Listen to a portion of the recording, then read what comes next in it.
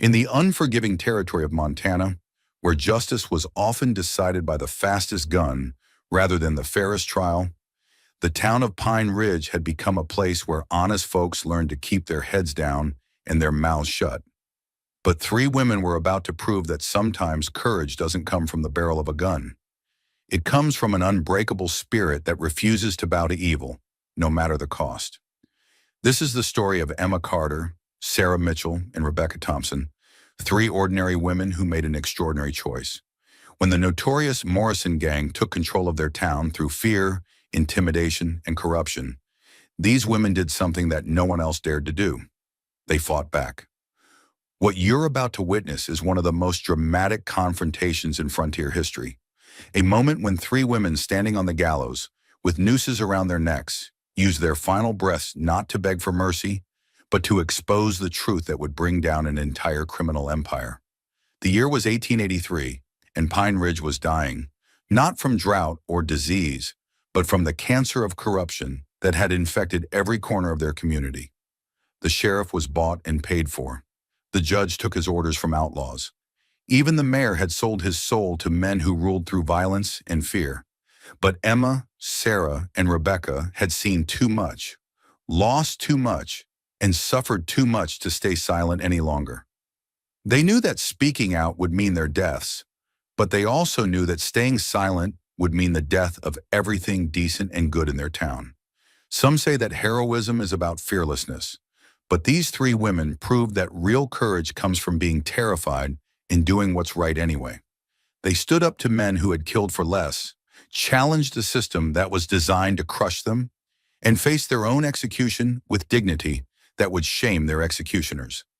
The confrontation that followed would go down in frontier legend, not just because of what these women did, but because of what their sacrifice revealed about the power of truth to triumph over corruption, even in the darkest places and most desperate times. As you watch their story unfold, remember that these weren't superhuman figures or larger-than-life legends. They were ordinary women, a saloon owner trying to protect her workers, a farmer's wife seeking justice for her murdered husband, and a hotel proprietor who refused to let criminals use her business for their schemes.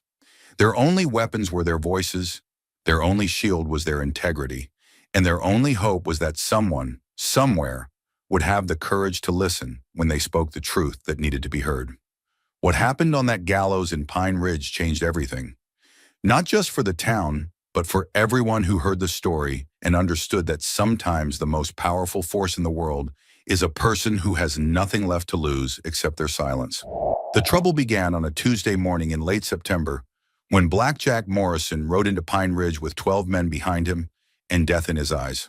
The town had been peaceful until that moment, a thriving community built around cattle ranching, silver mining, and the railroad depot that brought prosperity to the High Valley, where honest folks had carved out decent lives from the unforgiving Montana wilderness. Emma Carter was sweeping the front porch of her saloon, the Silver Dollar, when she first saw them coming down Main Street. She'd owned the establishment for 3 years, ever since her husband died in a mining accident, and she'd built a reputation for running a clean place where cowboys could drink, play cards, and blow off steam without the violence that plagued other frontier towns. The riders moved with the casual confidence of men who expected the world to step aside for them. Their leader, a tall man with jet black hair and a scar running from his left ear to the corner of his mouth, wore his guns low and his hat pulled down to shadow his face. But Emma could see his eyes, cold, calculating, and completely without mercy. "Morning, ma'am," Blackjack said, touching the brim of his hat in a mockery of politeness as his horse stopped in front of the Silver Dollar. "Fine establishment you have here. Be a shame if anything happened to it." Emma's grip tightened on her broom handle. She'd heard those words before, in other towns, from other men who believed that fear was a currency they could spend freely. "My business is doing just fine, thank you." Blackjack smiled, revealing teeth that had been filed to points, an affectation that made him look more animal than man. "Oh, I'm sure it is. But you see, miss, times are changing in Pine Ridge. There's going to be new management in town, and that management requires certain considerations from local business owners." "What kind of considerations?" Protection fees, insurance against accidents. You understand how dangerous the frontier can be for a woman trying to run a business all by herself. Emma's jaw tightened. I don't need your protection. Everyone needs protection from something, ma'am. The question is whether you're smart enough to pay for it willingly, or if you need a demonstration of what happens to folks who think they can stand alone against forces bigger than themselves. Before Emma could respond, one of Blackjack's men rode his horse directly onto the wooden sidewalk, deliberately knocking over the barrel of flowers Emma had placed beside her door. Dirt and broken pottery scattered across the boards, and the carefully tended petunias her deceased husband had loved lay crushed and wilting in the morning sun. Oops, the rider said with mock concern. Looks like you've had an accident already. Emma felt her temper flare, but she forced herself to remain calm. These men were looking for an excuse to escalate, and she wouldn't give them one. Not yet. I'll consider your offer, she said evenly. You do that, Blackjack replied. We'll be back tomorrow for your answer. And ma'am, I'd suggest you consider carefully. Pine Ridge is about to become a very different kind of town, and folks who can't adapt to change tend to find themselves left behind. The gang rode off toward the center of town, leaving Emma standing among the ruins of her flowers. She watched them go, noting which buildings they stopped at, which merchants they spoke to, and which of her neighbors seemed to recognize them from somewhere else. What she saw filled her with dread. At the bank, the riders didn't issue threats. They were greeted like old friends by Samuel Morrison, the bank president. The conversation was brief but cordial, ending with handshakes and what appeared to be a prearranged meeting time. At the sheriff's office, Deputy Williams came out to meet them personally, his badge gleaming in the sunlight and his manner obsequious.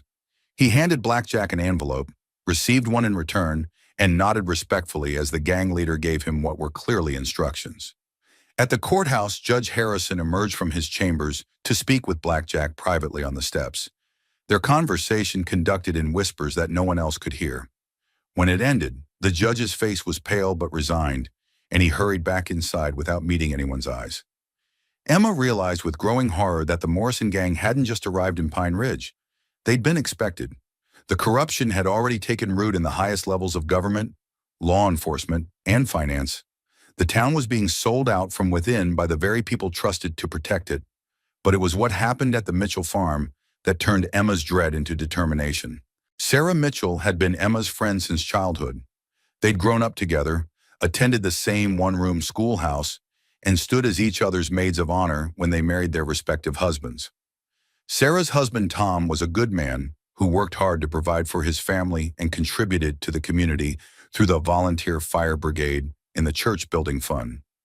Emma watched from her saloon's second-story window as Blackjack's men rode out to the Mitchell place, a modest farm 2 miles outside of town.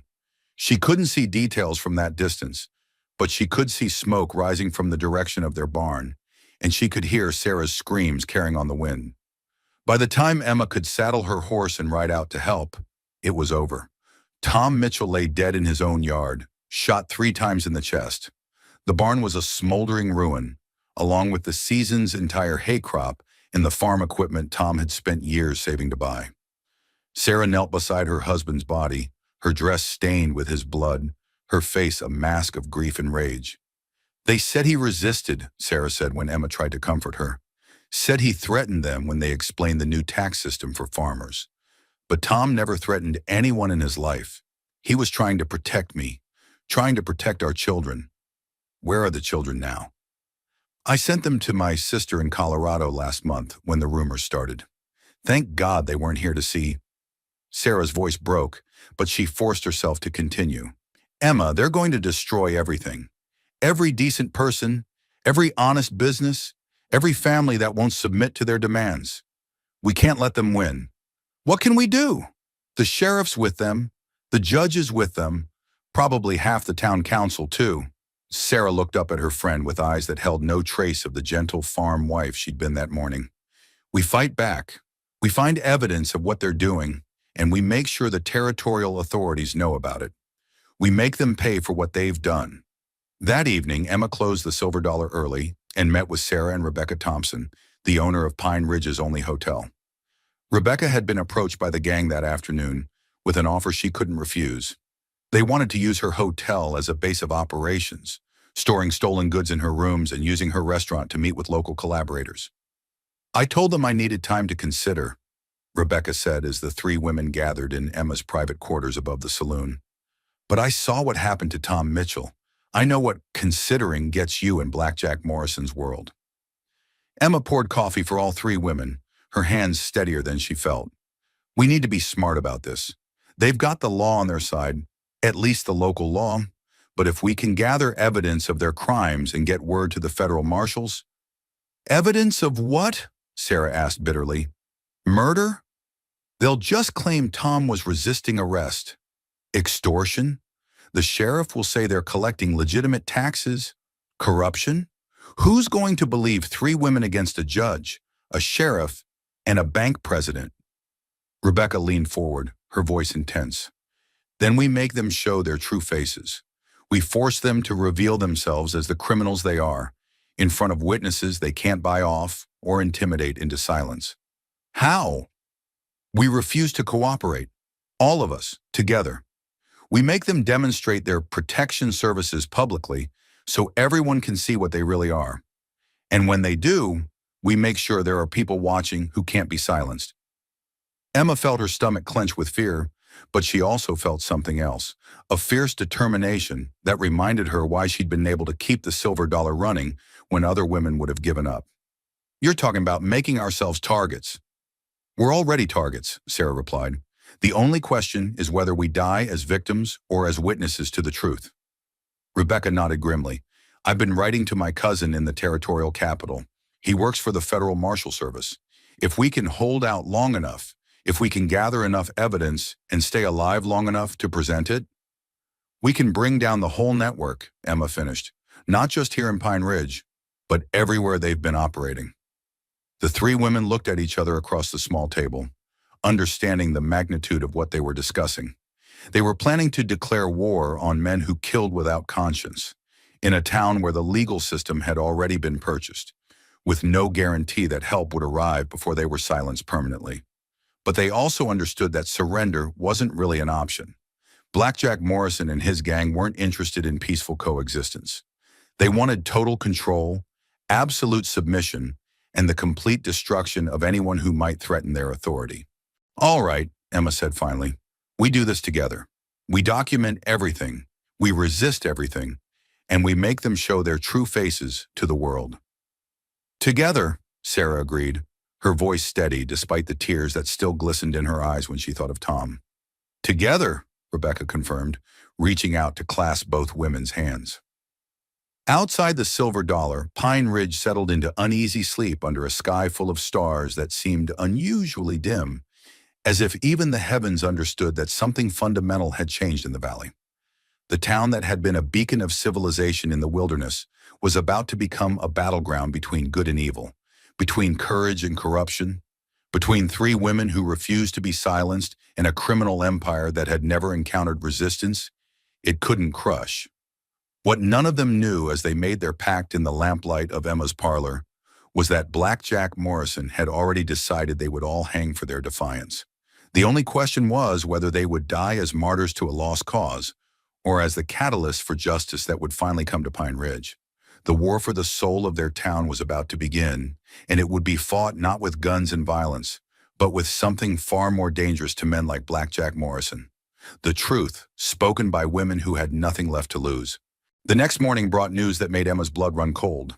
During the night, 2 more businesses had been visited by the Morrison gang. Peterson's general store had suffered a mysterious fire that destroyed half their inventory, and the blacksmith shop had been vandalized so thoroughly that it would take weeks to repair the damage. Both Pete Peterson and Samuel Hayes, the blacksmith, were now eager to discuss protection arrangements with their new business partners. Emma stood on her front porch, surveying the damage visible from her vantage point on Main Street, when Blackjack Morrison returned with his answer to her offer of consideration. Well, Miss Carter, he called out as his horse approached the silver dollar, have you had time to think about our conversation yesterday? Emma had indeed thought about it. She'd spent most of the night writing detailed letters to Rebecca's cousin in the territorial capital, documenting everything she'd witnessed and outlining the systematic takeover of Pine Ridge. She'd also hidden copies of these letters in 3 different locations, along with instructions for their delivery if anything happened to her. "I have," she replied, keeping her voice steady despite the fear that clawed at her insides. And, and I decline your generous offer. The Silver Dollar will remain an independent establishment." Blackjack's smile disappeared, replaced by an expression of genuine surprise. In his experience, people who saw demonstrations like the ones Pete Peterson and Samuel Hayes had received typically became much more cooperative. "Miss Carter, I don't think you fully understand the situation here. Perhaps you need a clearer explanation of the benefits of our protection services." "I understand perfectly," Emma replied. "You're criminals who use fear and violence to extort money from honest people.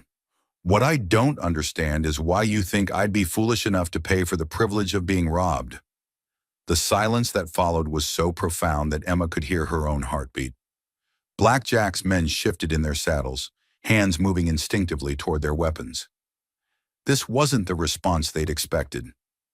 "Ma'am," Blackjack said slowly, "you seem to be under the impression that you have a choice in this matter." "Everyone has choices, Mr. Morrison. The question is whether we have the courage to make the right ones."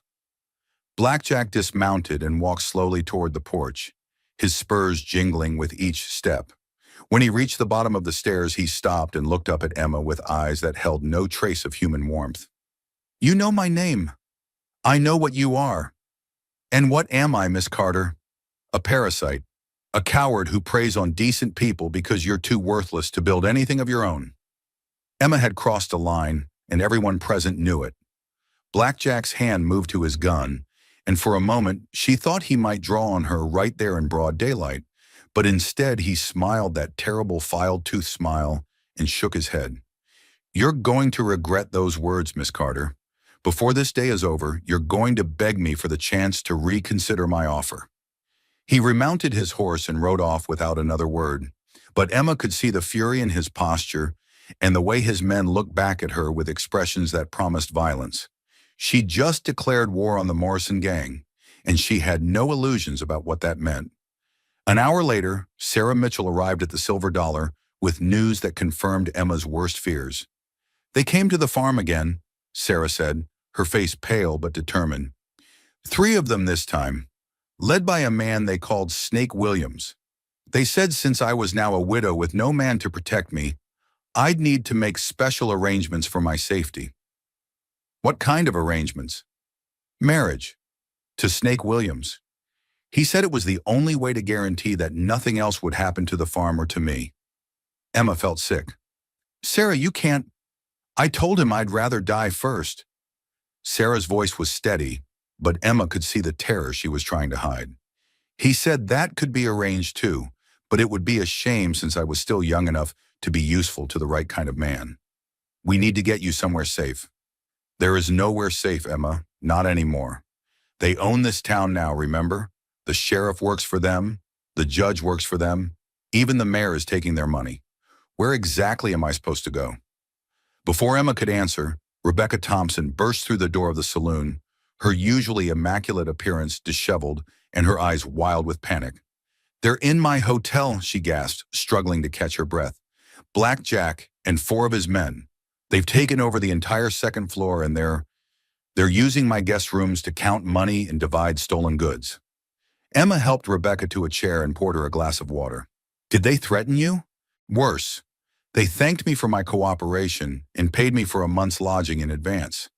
They're acting like I've already agreed to be part of their operation." "What did you tell them?" "Nothing." I was too shocked to speak. "But Emma, I saw what they're doing up there. They've got maps of the entire territory with towns marked for different types of operations.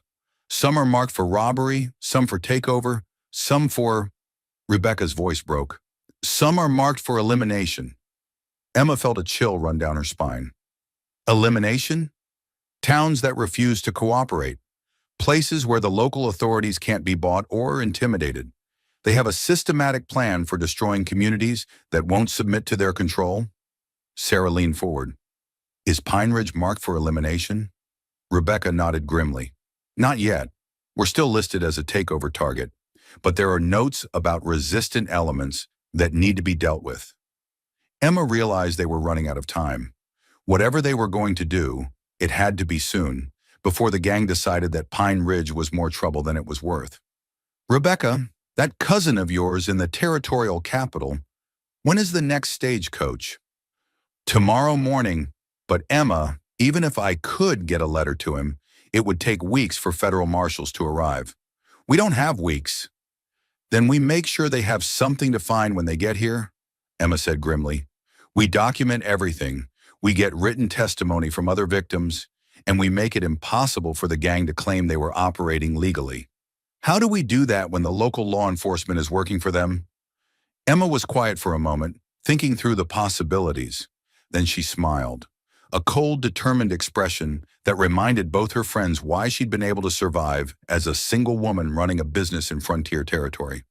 "We force them to break their own rules. We make them demonstrate their true nature in front of witnesses they can't silence or buy off." "What kind of witnesses?" "Travelers. People passing through town who don't have any connection to the local power structure. If we can arrange for the right people to be in the right place at the right time." Sarah caught on immediately. "You want to stage a confrontation. I want to make them show their true faces." "Blackjack Morrison is smart enough to maintain a veneer of legitimacy when it serves his purposes. But if we push him hard enough, if we make him angry enough, he'll drop the pretense and reveal himself as the criminal he really is," Rebecca finished. "But Emma, that's incredibly dangerous. If we miscalculate, if we push too hard or at the wrong time, we're dead anyway if we don't try. You saw what happened to Tom Mitchell. You heard Snake Williams' offer to Sarah. These men don't leave loose ends, and we all qualify as loose ends now."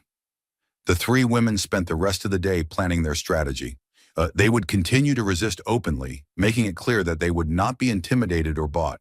They would document every threat, every act of violence, every demonstration of corruption, and they would make sure that when the gang finally revealed its true nature, there would be credible witnesses to testify about what they'd seen. It was a dangerous plan that relied on perfect timing and no small amount of luck. But as Emma pointed out, they were beyond safe options now. That evening, as Emma was closing the silver dollar, Sheriff Williams arrived with an official-looking document. "Evening, Miss Carter," he said, his manner nervous but determined. "I've got a court order here requiring you to pay outstanding back taxes on this establishment." Emma examined the document, noting the obviously forged signature and the impossibly high amount demanded. "These taxes don't exist, Sheriff. This property has been current on all assessments. Judge Harrison says otherwise. You've got until tomorrow noon to pay up, or we'll be forced to seize the property for public auction." "And who exactly would be bidding at this auction?" Sheriff Williams couldn't meet her eyes. "That's not my concern, ma'am. I'm just here to serve the papers." After he left, Emma added the fraudulent tax notice to her growing collection of evidence. Tomorrow would bring the confrontation she'd been preparing for, and she intended to be ready. What she didn't know was that Blackjack Morrison had already decided that Emma Carter, Sarah Mitchell, and Rebecca Thompson were too dangerous to be allowed to continue their resistance. He'd given Sheriff Williams and Judge Harrison their final instructions. The three women would be arrested on charges of conspiracy, tried in a kangaroo court, and executed as quickly as possible. The game was entering its final phase, and only one side could survive what was coming. Emma spent her last night of freedom writing final letters and preparing for a confrontation that would determine not just her own fate, but the future of Pine Ridge itself. She had no way of knowing that by this time tomorrow, she would be standing on a gallows with a noose around her neck, facing the choice between a quick death and a chance to expose the truth that could save her town. All she knew was that she'd made her choice to resist, and she would see it through to whatever end awaited her. Dawn broke gray and ominous over Pine Ridge, with storm clouds gathering on the horizon like an omen of the violence to come. Emma Carter had barely slept, spending the night reviewing her evidence and preparing for what she knew would be her final stand against the Morrison gang. She'd hidden copies of her documentation in 3 separate locations and written detailed instructions for their delivery to territorial authorities. What she didn't expect was to be woken by the sound of horses surrounding her building at first light. Emma peered through her curtains to see Sheriff Williams and 6 deputies, Men she'd never seen before who wore badges but carried themselves like outlaws, positioning themselves around the silver dollar. Their intentions were clear from the way they'd blocked all possible escape routes. She dressed quickly in her finest dress, pinned her mother's cameo to her collar, and braided her hair with steady hands. If this was to be her last morning of freedom, she would meet it with dignity. The pounding on her door came at exactly 7 o'clock. "Emma Carter!" Sheriff Williams shouted. "Open up! You're under arrest by order of Judge Harrison." Emma took a deep breath, checked her appearance in the mirror one final time, and walked downstairs to open the door. She would not cower or hide like a criminal. "Good morning, Sheriff," she said calmly, standing in her doorway with her chin raised. "What am I being arrested for?" "Conspiracy to defraud the territorial government, incitement to riot, and—" Williams consulted a piece of paper with obvious discomfort. "Practicing witchcraft." Emma almost laughed at the absurdity of the charges. "Witchcraft? In 1883? Are you seriously going to arrest me for being a witch, Sheriff?" "Just following orders, ma'am." Williams couldn't meet her eyes. "You need to come with us." "May I see the warrant?" Williams handed her a document that was obviously hastily prepared, with ink still wet in places and a signature that bore no resemblance to any legitimate judge's hand. The charges were ludicrous, the evidence non-existent, and the legal justification completely fabricated. "This is a joke, Sheriff. No real court would issue a warrant like this." "Well, ma'am, you'll have a chance to argue that point at your trial. Right now, I need you to come along peacefully." Emma noticed that several of the deputies had their hands on their guns, and she understood that peaceful was the only way she'd be leaving her establishment alive. "Very well, but I demand to see Sarah Mitchell and Rebecca Thompson. If you're arresting me on these ridiculous charges, I assume you're arresting them too." Williams nodded grimly. "They're being collected as we speak." As if summoned by her words, another group of riders appeared on Main Street, escorting a wagon containing both Sarah and Rebecca. Both women had their hands bound behind their backs, but neither looked defeated.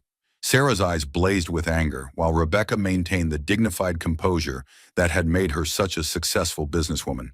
"Emma!" Sarah called out as the wagon approached. "They came for us at dawn, charged us with the same nonsense they're probably charging you with." "Witchcraft," Emma replied loudly enough for the growing crowd of townspeople to hear. "Apparently, running honest businesses and refusing to pay extortion money makes us practitioners of dark magic." A murmur ran through the assembled crowd. Some people looked skeptical of the charges, others seemed genuinely frightened by the accusation of witchcraft, but most appeared simply relieved that they weren't the ones being arrested. Emma was roughly handcuffed and shoved into the wagon beside her friends. As they were transported toward the courthouse, she observed the faces of her neighbors, people she'd known for years, fellow business owners who'd benefited from her fair dealing, customers who'd found refuge in her establishment during hard times. Some looked away in shame. Others watched with expressions of sympathy they dared not voice. A few nodded almost imperceptibly, letting her know that they understood what was really happening but were powerless to stop it. At the courthouse, the three women were hustled through a side entrance to avoid the crowd that was gathering in the main square. Judge Harrison was waiting in his chambers, but this wasn't the same man who'd presided over court proceedings in Pine Ridge for the past 5 years. This version of Judge Harrison was nervous, sweating despite the cool morning air, and unable to maintain eye contact with any of the defendants. His hands shook as he shuffled through papers that had clearly been prepared for him rather than by him. "Ladies," he began, his voice cracking slightly, "you've been charged with serious crimes against the people of Pine Ridge and the territory of Montana. How do you plead?" "Not guilty," Emma said firmly, "and I demand to know the specific evidence against us." "Not guilty," Sarah echoed, "and I demand to know why practicing herbal medicine suddenly qualifies as witchcraft." "Not guilty," Rebecca added, "and I demand to know when refusing to house criminals in my establishment became a crime against the territory." Judge Harrison consulted his papers again, clearly looking for guidance he wasn't finding. The evidence will be presented at trial." "When will this trial take place?" Emma asked. "This afternoon, 2 o'clock." Emma felt her blood run cold. A trial scheduled for the same day as the arrest, with no time for the defendants to prepare a defense or contact outside legal representation, was no trial at all. It was a lynching with legal pretenses. "Your Honor," she said, falling back on the formal courtroom manner her father had taught her, "we respectfully request time to obtain legal counsel and prepare our defense." Request denied. The charges are serious, and the people of Pine Ridge demand swift justice. "What people?" Sarah demanded. "The people being extorted by the Morrison gang? The people too terrified to speak the truth? Or the people being paid to look the other way while their neighbors are robbed and murdered?" Judge Harrison's face flushed red. "You will not speak of respected members of our community in such terms." "Respected?" Rebecca stood up, her dignity intact despite her bound hands. "Judge Harrison, 3 days ago, you were an honest man who served this community faithfully. What happened? What did Blackjack Morrison offer you that was worth your soul?" The question hung in the air like smoke from a gunshot. Judge Harrison opened his mouth to respond, then closed it again, his face cycling through expressions of shame, fear, and desperate justification. The law must be followed. You ladies have been accused of serious crimes." "By whom?" Emma pressed. "Who exactly has accused us? What witnesses have come forward? What evidence has been presented?" "The evidence will be, there are witnesses. Name them." Judge Harrison shuffled through his papers frantically, clearly looking for information that didn't exist. Finally, he slammed the documents down on his desk and stood up. "Enough. You'll have your trial this afternoon, and the jury will decide your guilt or innocence based on the evidence presented. Until then, you'll be held in custody." The 3 women were escorted to the town's small jail, which consisted of 2 cells in the back of the sheriff's office. The building had been designed to hold drunks and petty thieves, not to serve as a fortress against justice, and Emma immediately began noting potential escape routes and weaknesses in their confinement. But escape wasn't really the point. What mattered now was ensuring that their trial, however much of a sham it turned out to be, would serve as a platform to expose the truth about what was happening in Pine Ridge. Sheriff Williams locked them in the larger of the 2 cells and avoided looking at any of them directly. "I'll bring you some food in a while," he mumbled. "Sheriff," Emma called as he turned to leave, "you know this is wrong. You know we're innocent of these charges."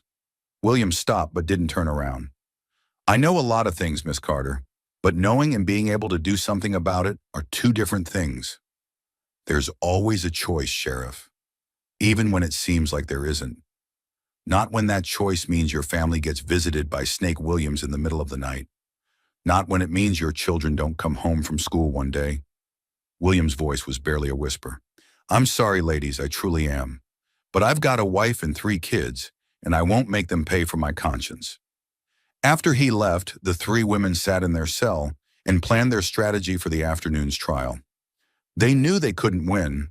The jury would be packed with Morrison's supporters, the judge was already bought and paid for, and the evidence would be fabricated. But they could use the platform to speak truth to power, to make sure their final words would reach the ears of people who might carry their message beyond Pine Ridge. "We need to make them show their true faces," Emma said. "Force them to drop the pretense and reveal themselves as the criminals they are." "How do we do that from a defendant's table?" Sarah asked. "By not playing their game," Rebecca replied, understanding immediately. "By refusing to participate in the charade. By making it clear that we know exactly what this is and why it's happening." As the morning wore on, more details of their situation became clear. The jury had been selected in advance from among the most easily intimidated members of the community.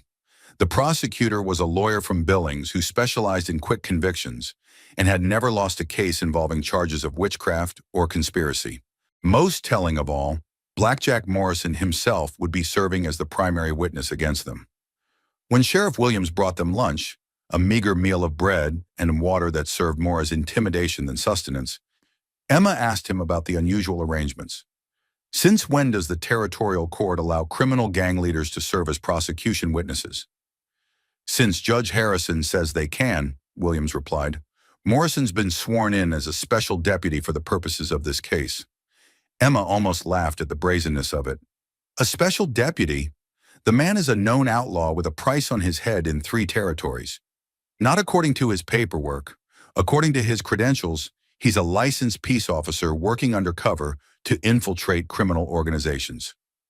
The scope of the conspiracy was becoming clear. The Morrison gang hadn't just corrupted Pine Ridge's local government.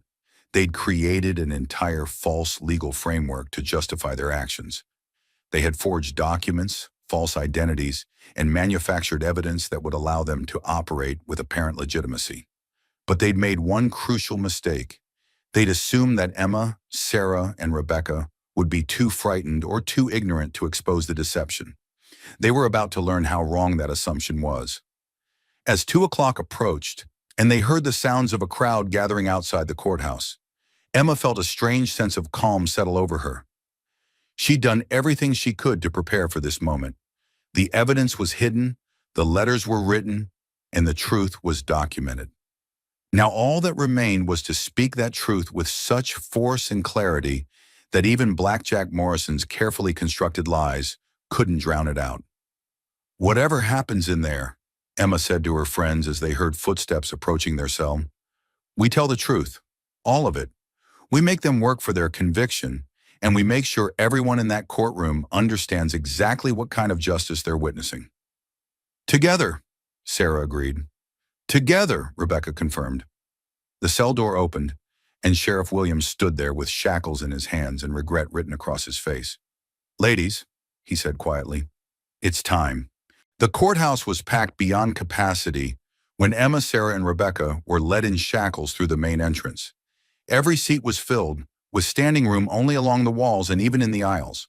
But as Emma scanned the crowd, she realized that most of the faces belonged to strangers. Rough-looking men who'd ridden into town with the Morrison gang, not longtime residents of Pine Ridge. The few townspeople she recognized looked terrified, sitting rigidly upright with their eyes focused straight ahead, clearly unwilling to make eye contact with anyone who might report their expressions back to Blackjack Morrison. Judge Harrison sat behind his bench like a man facing his own execution, rather than presiding over someone else's trial. His usually neat appearance was disheveled, and Emma could see sweat stains on his judicial robes, despite the cool temperature in the courtroom. The prosecutor, a thin man with cold eyes and perfectly groomed hair, sat at his table reviewing documents that looked far too neat and organized for a case that had supposedly been prepared in a single morning. This was clearly a man who specialized in predetermined outcomes rather than actual legal proceedings. And at the back of the courtroom, leaning against the wall with his arms crossed and that terrible filed-tooth smile playing across his lips, stood Blackjack Morrison. He wore a deputy's badge pinned to his vest and carried himself with the casual confidence of a man who knew exactly how this trial would end. "All rise for the Honorable Judge Harrison," called the bailiff, a nervous young man who'd clearly been pressed into service for the occasion. The crowd stood with a rustling of fabric and creaking of floorboards. Emma used the moment to scan the room once more, looking for any friendly faces or potential allies. What she saw instead was a carefully orchestrated audience designed to intimidate and discourage any thoughts of resistance. "You may be seated," Judge Harrison said, his voice barely audible over the crowd noise. "We are here today to try the case of the Territory of Montana versus Emma Carter, Sarah Mitchell, and Rebecca Thompson, who stand accused of conspiracy to defraud the territorial government, incitement to riot, and the practice of witchcraft." A murmur ran through the assembled crowd at the mention of witchcraft. Emma noticed that several people made the sign of the cross, while others nodded knowingly, as if this explained everything they'd observed about the three defendants. "Mr. Blackwood," Judge Harrison continued, addressing the prosecutor, "you may present your opening statement." Prosecutor Blackwood rose with theatrical flourish, clearly a man who enjoyed being the center of attention. "Ladies and gentlemen of the jury, what we have before us today is a clear case of criminal conspiracy designed to undermine the lawful authority of this community's duly appointed officials." Emma almost snorted at the irony, but she forced herself to remain silent. Her time to speak would come. "The defendants," Blackwood continued, "have systematically refused to comply with legitimate tax assessments, have incited violence against peace officers, and have engaged in practices designed to curse and harm innocent members of this community through supernatural means." He paused dramatically, letting his words sink in before continuing. We will show that Emma Carter has been operating her establishment as a front for criminal activities, providing shelter and support to known outlaws and enemies of the territorial government. This was news to Emma, who had never knowingly harbored any criminals except the ones currently running the town. We will show that Sarah Mitchell has been practicing herbal medicine without proper licensing, administering potions and treatments that have caused illness and death among her neighbors. Sarah's face flushed with anger, but she remained seated and silent. And we will show that Rebecca Thompson has been using her hotel to facilitate communications with hostile Indian tribes, providing them with information about vulnerable settlements and planned military movements. Rebecca's mouth fell open in shock at the audacity of the accusation. Together, Blackwood concluded, these three women represent a clear and present danger to the peace and security of Pine Ridge. The evidence will show that they are guilty of all charges and deserve the maximum penalty under territorial law. He sat down with obvious satisfaction, clearly pleased with his performance. Judge Harrison turned to the defendant's table, where no attorney sat because none had been provided and none had been allowed time to seek representation. Do the defendants wish to make an opening statement? Emma stood up, her shackles clanking as she moved. We do, Your Honor. You may proceed. Emma turned to face the jury in the packed courtroom, looking directly into the faces of people who would decide her fate. Ladies and gentlemen, what you are witnessing today is not a trial, it's a performance. Every word you've just heard from the prosecutor is a lie, and every person involved in bringing these charges knows it. A shocked murmur ran through the crowd. Several jurors looked uncomfortable, while others seemed genuinely surprised by her direct approach. 3 days ago, Pine Ridge was a peaceful community where honest people could live and work without fear. Then Black Jack Morrison and his gang of cutthroats rode into town and began systematically taking control of our government, our businesses, and our lives through threats, violence, and murder. Judge Harrison banged his gavel. Miss Carter, you will confine your remarks to the charges against you. I am addressing the charges, Your Honor, because these charges exist for one reason only: to silence 3 women who witnessed crimes and refused to be intimidated into keeping quiet about them. Emma turned back to the jury. Sarah Mitchell's husband was murdered by Morrison's men 3 days ago when he refused to pay their extortion demands. Rebecca Thompson was forced to allow criminals to use her hotel as a base for their illegal operations. And I was threatened with violence when I refused to pay protection money to men who had no legal authority to collect it. Your Honor, Prosecutor Blackwood jumped to his feet. The defendant is making inflammatory statements without evidence. I have evidence, Emma replied calmly. I have detailed documentation of every threat, every act of violence, and every corrupt official who has been bought and paid for by the Morrison gang. She turned to look directly at Blackjack Morrison, who was no longer smiling, including evidence that the man wearing a deputy's badge at the back of this courtroom is actually a wanted criminal with a price on his head in 3 territories. The courtroom erupted in shocked voices and angry shouts. Judge Harrison banged his gavel repeatedly, calling for order, but the damage was done. Emma had used her opening statement not to defend against the charges, but to put the entire system on trial. That's enough, Judge Harrison shouted when the noise finally died down. Miss Carter, you will confine your remarks to relevant matters or be held in contempt of court. Your Honor, exposing corruption and criminal conspiracy is entirely relevant to these proceedings. Mr. Blackwood, please call your first witness. The prosecutor stood, clearly rattled by Emma's unexpected offensive strategy. The territory calls Deputy Blackjack Morrison. Morrison swaggered to the witness stand with theatrical confidence. But Emma noticed that he kept his hand near his gun, even in the courtroom. He was sworn in by the bailiff and settled into the witness chair with the ease of a man who had testified in many such proceedings. Deputy Morrison, Blackwood began, please tell the court about your investigation into the defendant's criminal activities. Well, Morrison said, his voice carrying clearly through the silent courtroom, I've been working undercover for the Territorial Marshal's office, investigating reports of criminal conspiracy in Pine Ridge. What I found was worse than anyone expected. Emma had to admire the man's audacity. He was spinning a complete fabrication with such confidence that some members of the jury were already nodding along. The three defendants have been operating a criminal enterprise designed to defraud honest citizens and undermine lawful authority. Emma Carter's saloon has been serving as a meeting place for outlaws and hostile Indians. Sarah Mitchell has been poisoning livestock and crops with her so-called herbal remedies. And Rebecca Thompson has been providing shelter and support to wanted criminals. Do you have evidence to support these claims? Morrison reached into his coat and pulled out a leather portfolio. I have detailed reports of my investigation, including testimony from multiple witnesses and physical evidence gathered during surveillance operations. Emma knew the documents were forged, but they looked official enough to convince a jury that wanted to be convinced. The testimony continued for another hour, with Morrison weaving an increasingly elaborate tale of criminal conspiracy and supernatural threats.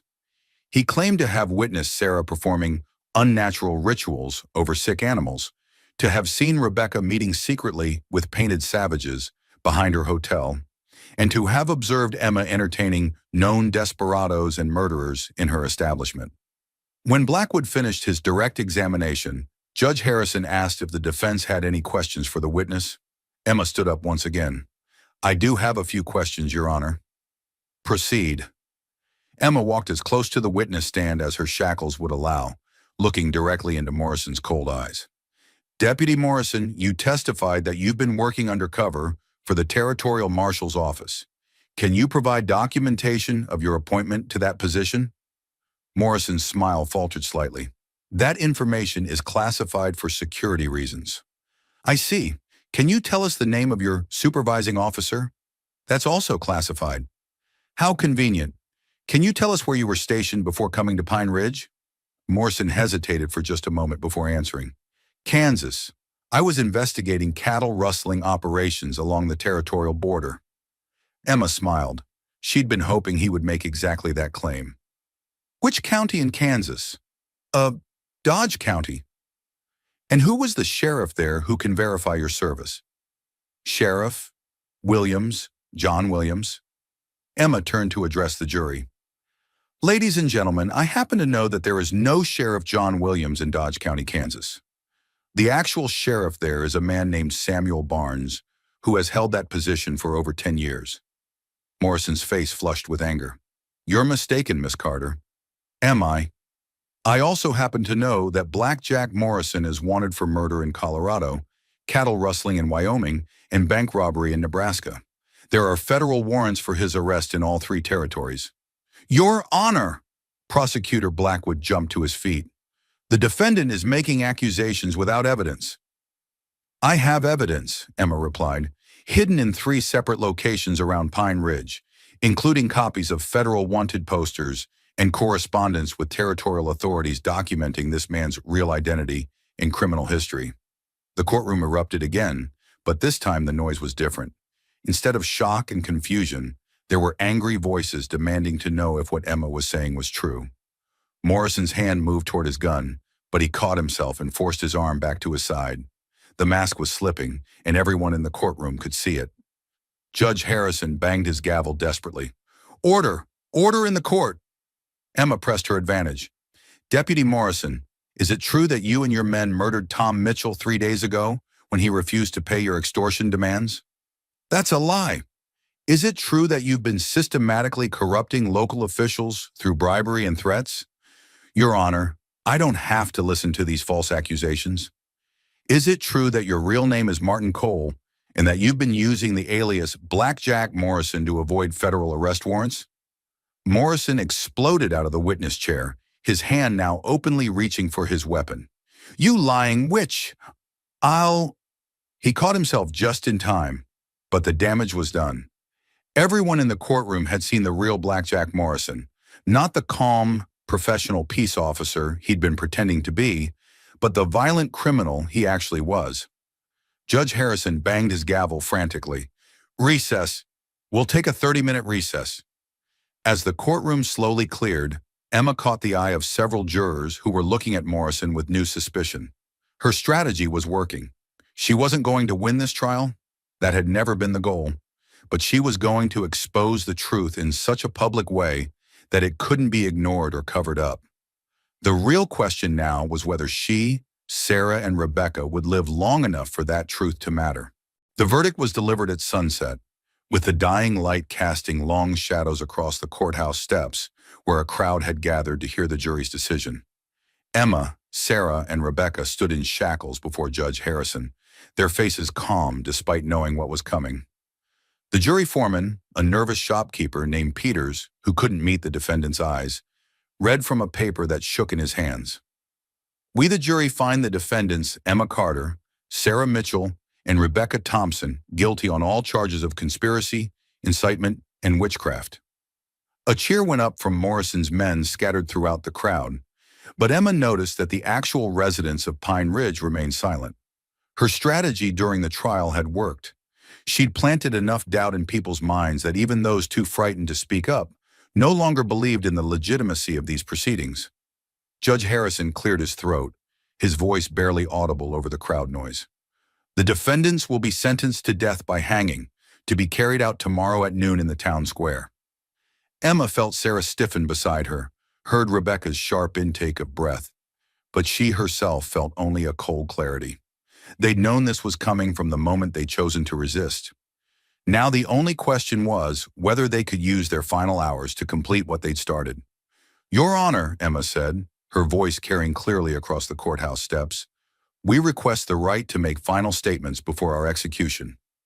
Judge Harrison looked questioningly toward Blackjack Morrison, who nodded almost imperceptibly.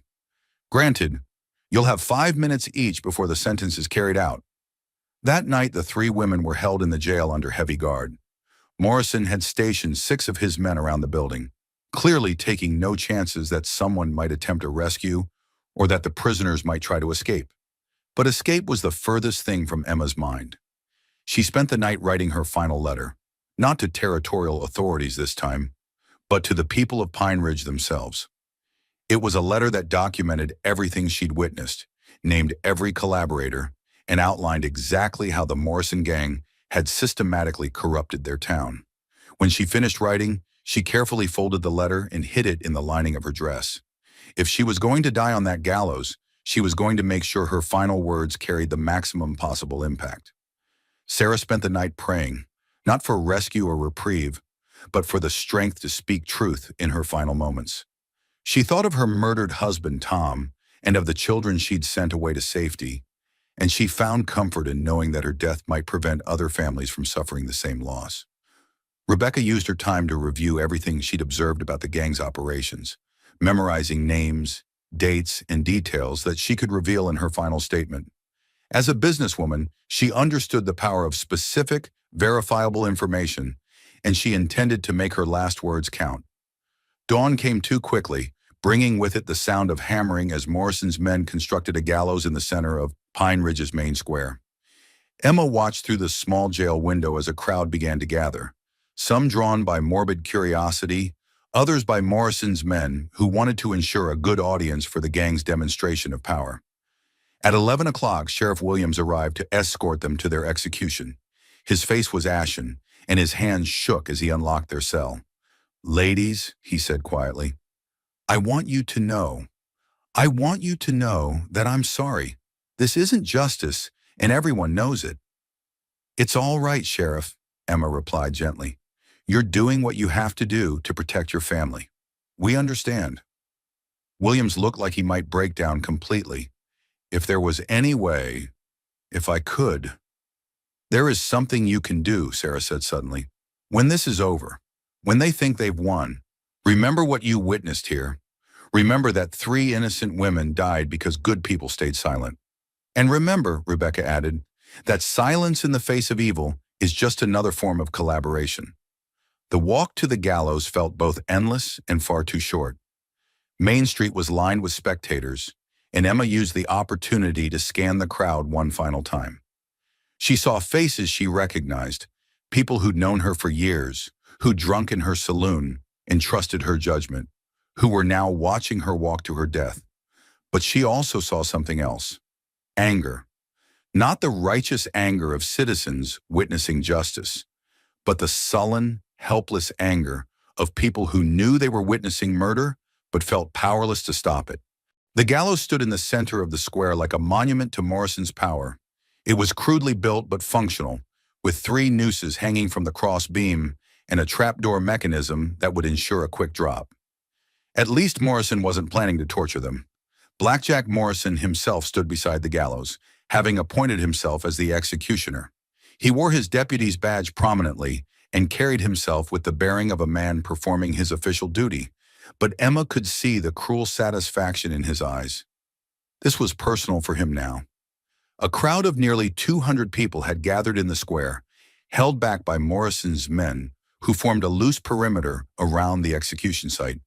Emma noticed that most of the actual residents of Pine Ridge stood toward the back, while Morrison's supporters had positioned themselves closer to the front. The three women were led up the wooden steps to the gallows platform, their footsteps echoing hollowly on the new lumber. The nooses were placed around their necks with rough efficiency, the ropes adjusted to the proper length for a clean break.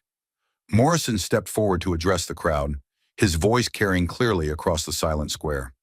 "Citizens of Pine Ridge," he began, "what you're witnessing today is the execution of justice. These three women conspired against the lawful authority of this community, incited violence against peace officers, and practiced dark arts that threaten the safety of every honest citizen." Emma noticed that several people in the crowd were shaking their heads, clearly not buying Morrison's version of events. Their deaths serve as a warning to anyone else who might think they can defy the law or threaten the peace and prosperity that we've worked so hard to establish in Pine Ridge.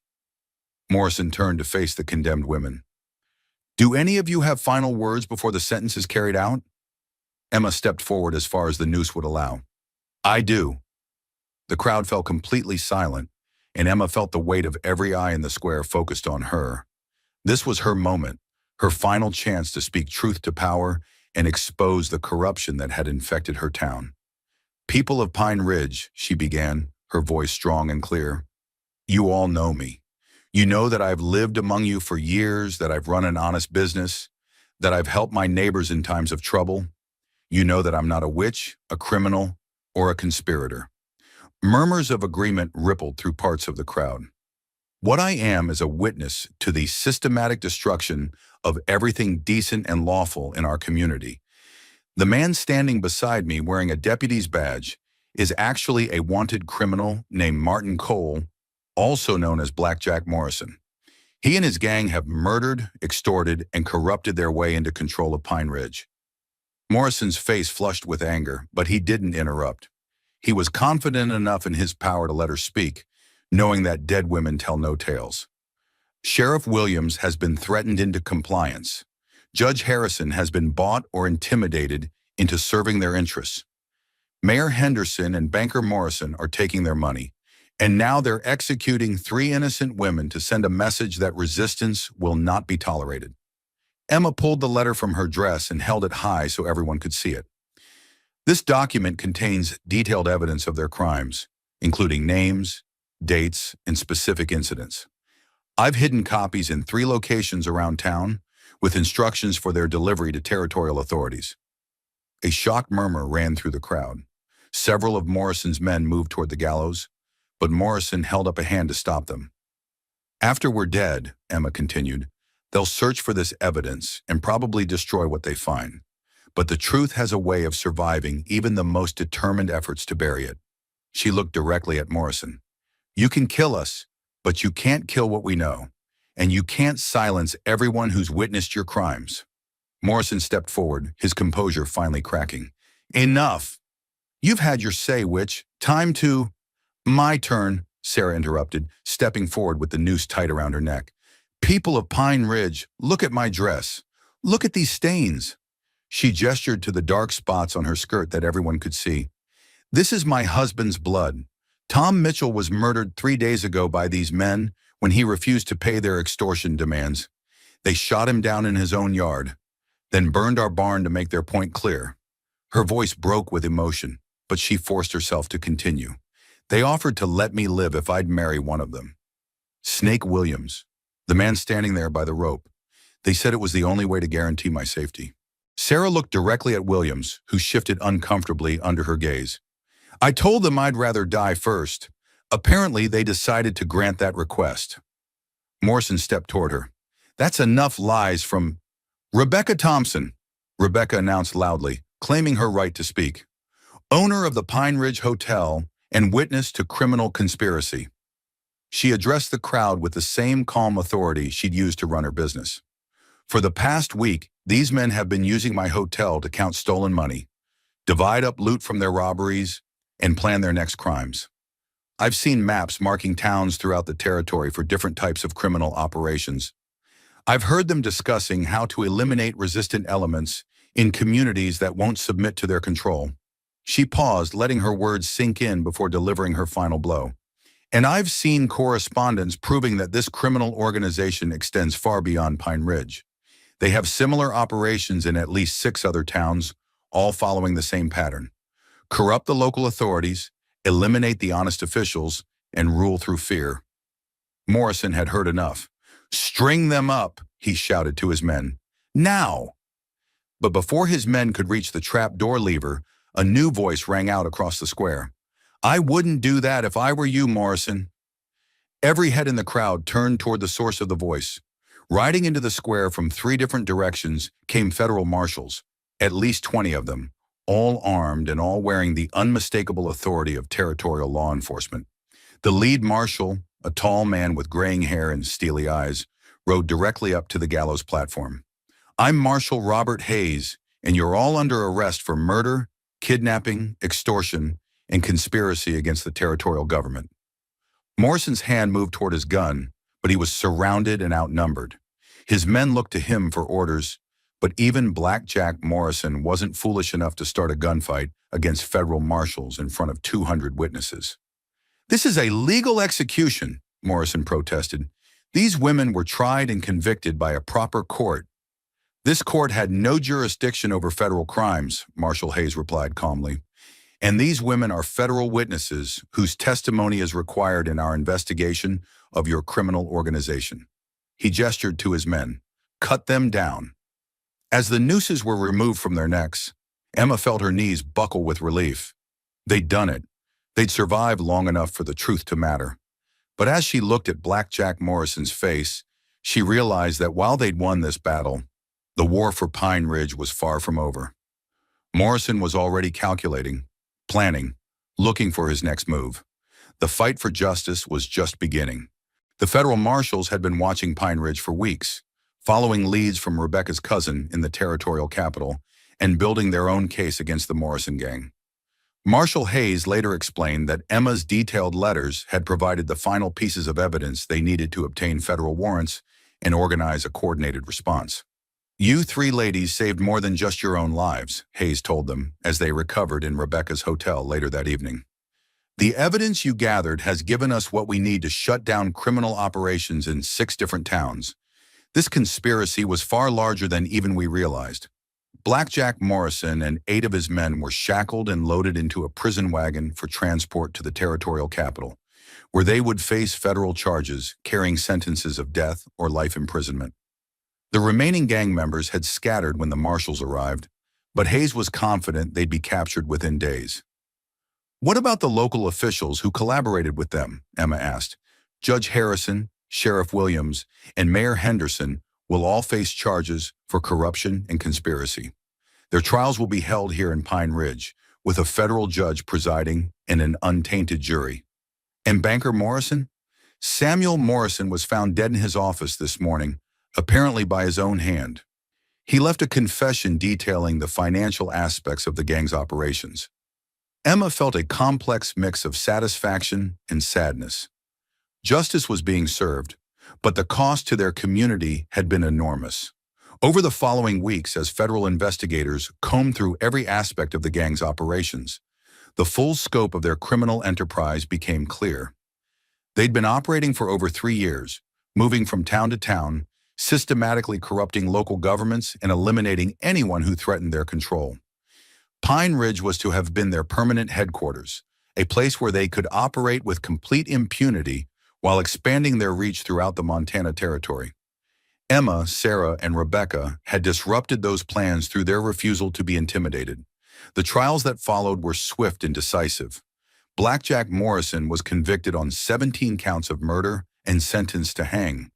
His execution was carried out in the territorial capital, with Emma, Sarah, and Rebecca serving as key witnesses to his crimes. Snake Williams and the other gang members received sentences ranging from life imprisonment to death, depending on their level of involvement in the gang's murders. Not one of them escaped justice. The corrupt local officials faced their own reckoning.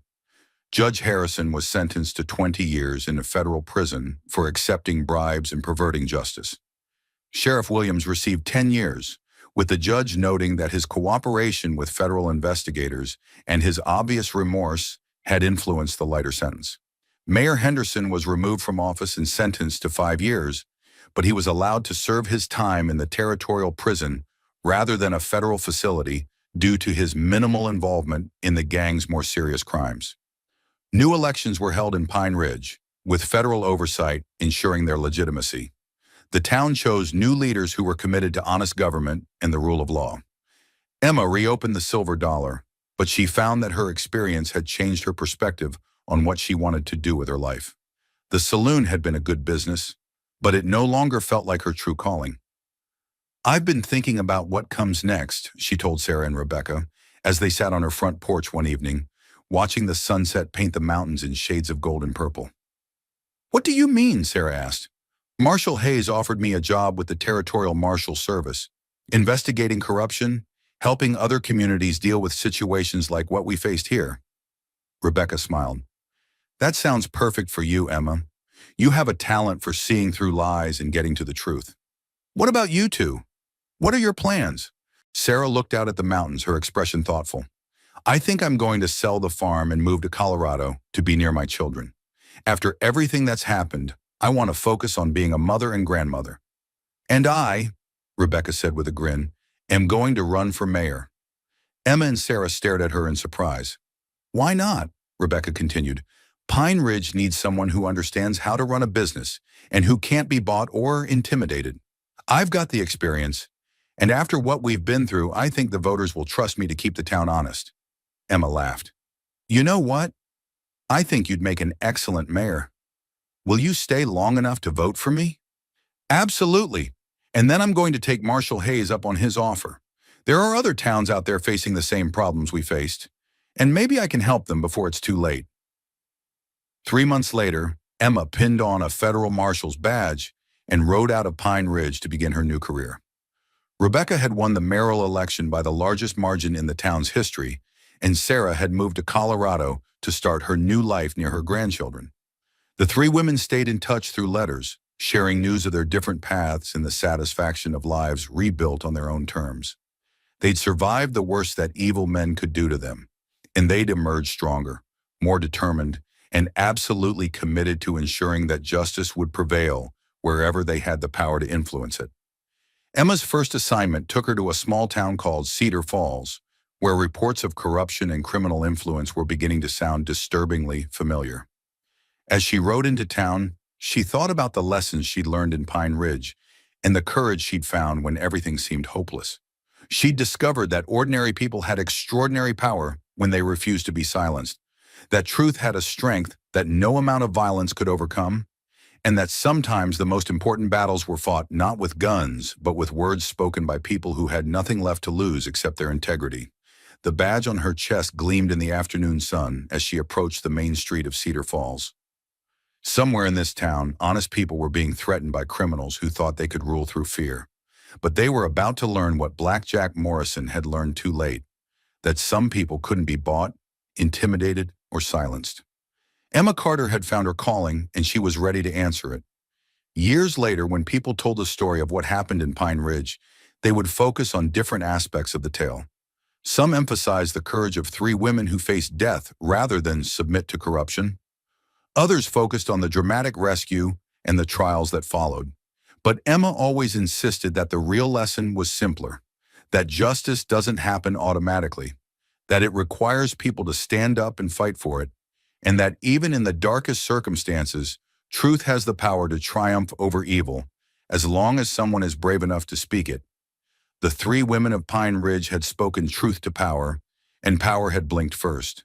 In a world where might often made right, they'd proven that sometimes right could make might, if you were willing to pay the price for your principles. Their story became legend throughout the Montana Territory, inspiring other communities to resist corruption and other individuals to stand up for what was right.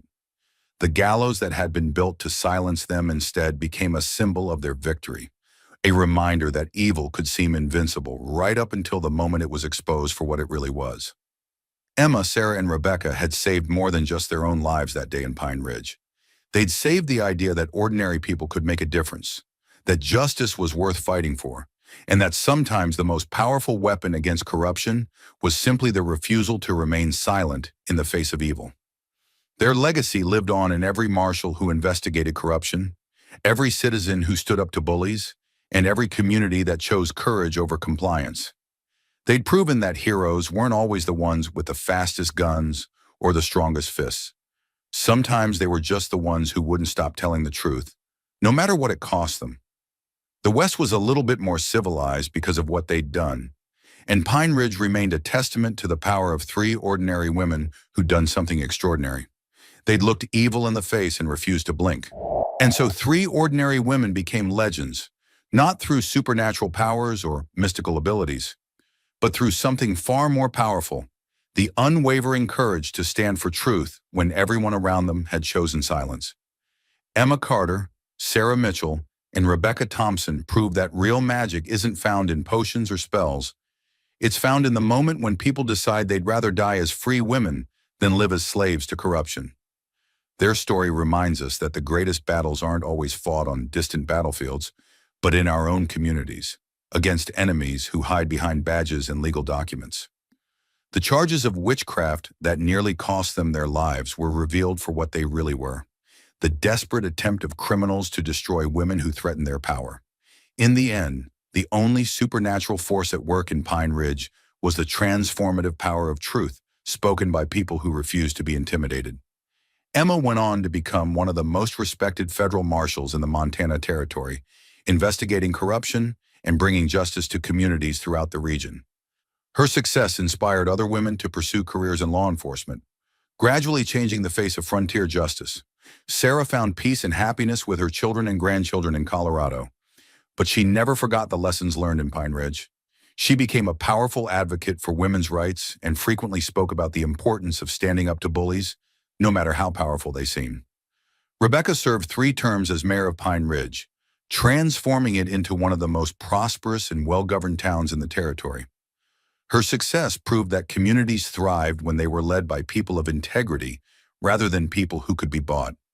The gallows that had been built to execute them was torn down, and the wood used to build a new schoolhouse, where children learned not just reading and arithmetic, but the importance of civic duty and moral courage.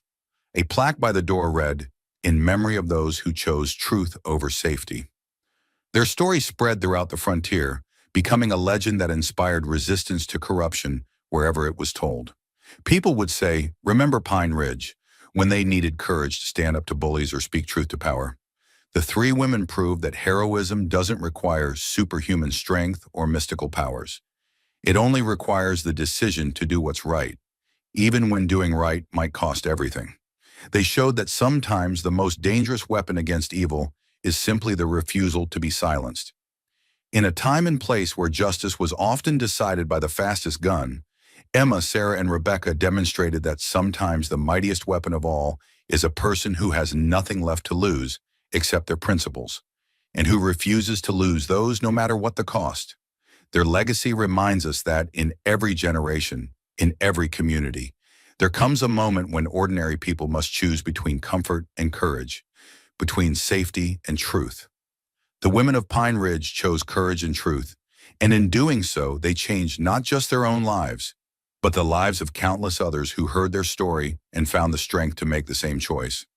Sometimes the most powerful magic in the world is simply the willingness to stand up and say, "This is wrong, and I won't be part of it."